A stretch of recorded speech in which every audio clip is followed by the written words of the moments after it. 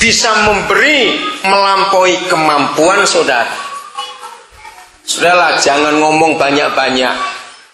Nanti kita jadi pembohong semua. Saya ulangi lagi. Sebelum kita bisa memberi sampai melampaui kemampuan kita, nanti minta pada Roh Kudus hikmat. Apa itu memberi melampaui kemampuan? Saya percaya gampang dimengerti, bukan? Kalau kemampuan kita 2 kilo misalnya, kita harus memberi 2 kilo lebih. Nah itu apa? Ini yang sungguh luar biasa. Joel Osteen menulis, dan itu diantara semua contoh yang paling praktis saya temukan. Ya, suatu hari dia khotbah soal memberi. Joel Osteen itu hamba Tuhan yang hebat dari Amerika. Nah salah satu jemaatnya itu tunawisma. Nah penekanan khotbah hari itu tegas sekali, harus memberi, harus memberi. Nah selesai kebaktian, biasa gembala berdiri di pintu keluar gereja memberi salam. Lalu tunawisma ini orang Amerika jadi terbuka, enggak pernah basa-basi begitu. Ketika si tunawisma sampai di pintu gereja, pintu keluar dan salaman, dia bilang, Joel, dia langsung panggil namanya itu orang Amerika. Saya sangat tersinggung dengan khotbahmu hari ini. Apalagi selama kamu khotbah, kamu cuma ngelihat ke saya saja. Nah, biasa orang tertuduh kan begitu, bukan? Cuma ngelihat ke saya saja. Padahal yang ngeliatin ke semuanya. Biasa orang tertuduh begitu. Kamu tahu, saya itu kan tunawisma. Tidur aja di taman cuma pakai tenda begitu. Dan kalau digusur saya pindah ke tempat lain. Lalu kamu menekankan harus memberi. Itu menyinggung perasaan saya. Saya sangat tak sakit hati. Terus Joel Osteen berkata, masih ada lagi? Dia bilang gitu. Bukan nantang. Masih mau bicara lagi tidak? Oke. Sekarang saya tanya kepada kamu. Kamu punya kaki tidak? Dia lebih marah. Kalau tidak aku kerja pakai apa? Dia bilang gitu. Baik. Kamu punya tangan? Ya ini. Dia masih marah ini tunawisma ini. Kamu punya mulut? Ya aku ngomong dengan apa tadi? Oke. Sekarang bawa dengan kakimu, tanganmu, dan mulutmu. Kamu cari teman-temanmu yang senasib dengan kamu sebagai tunawisma. Kalau ada yang susah, hibur dengan mulutmu apa yang kamu kenal dari Tuhan Yesus. Kalau ada yang sedih, ada yang sakit, peluk dia dengan tanganmu. Rawat yang sakit dengan tanganmu. Joel Osteen diam, si tunawisma diam. Akhirnya Joel Osteen tanya balik, kenapa kamu diam? Si tunawisma berkata, ternyata kamu benar. Untuk memberi itu tidak perlu tunggu punya sesuatu dulu. Apa yang ada. Nah, orang pelit dengar begini paling senang. Kok baru nyambung? Orang pelit dengar pengajaran ini paling senang. Kenapa senang? Nggak usah memberi. Cukup nasihati saja, cukup pakai tangan saja. Nah itu lebih kurang ajar. Lain. Saudara, ayo kita belajar dengan apa yang ada ini. Ini konsep yang sangat indah. Memberi melampaui kemampuan. Ayat 4. Dengan kerelaan sendiri mereka meminta dan mendesak kepada kami dengan kerelaan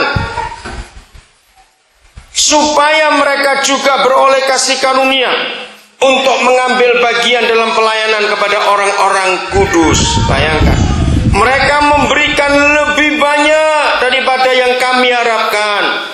Mereka memberikan diri mereka pertama-tama kepada Tuhan, kemudian oleh karena kehendak Tuhan juga kepada kami.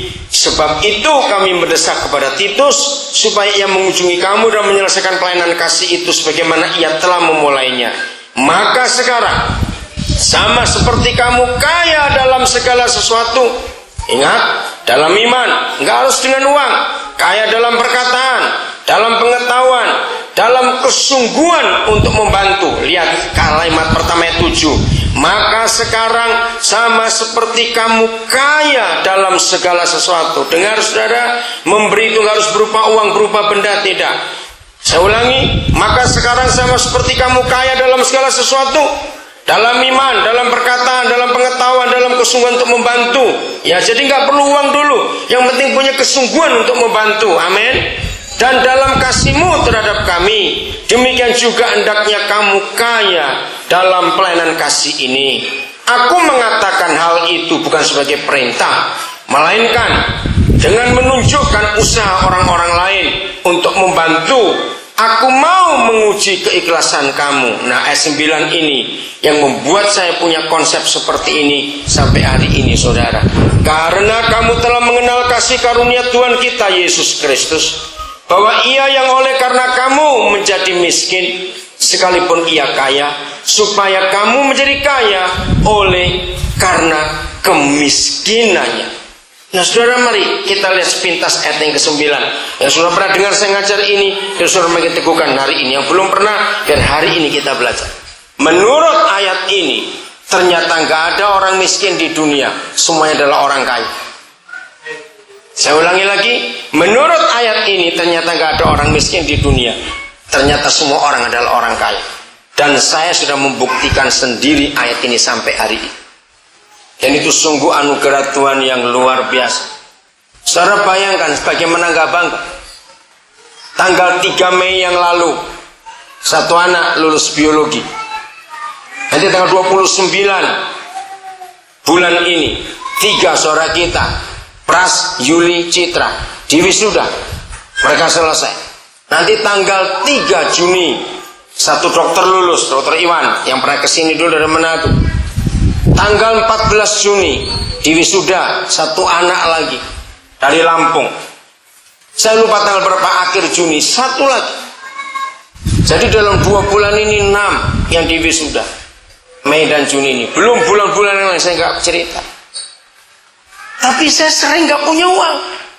Aneh bukan? Kenapa bisa begitu?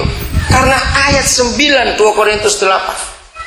Saudara, dalam 2 Korintus 8:9 ini tensesnya itu present continuous tense. Kalau saudara ngerti kata itu, sebuah peristiwa yang berulang terus-menerus tidak bisa berhenti. Nah, Tuhan Yesus itu kaya atau miskin? Jawab, kaya atau miskin? Salah, sangat kaya, itu yang betul jawabannya. Bukan cuma kaya. Tapi dia pernah miskin tidak? Salah, sering jawabannya. Susah sekali. Loh, ya emang ditanya harus pinter dong. Kok tunggu pilihannya?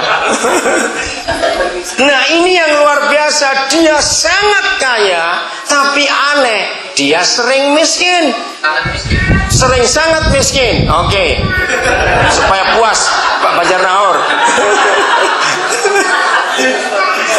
Nah, ini kan aneh. Sangat kaya tapi juga sering sangat miskin. Bagaimana terjadinya?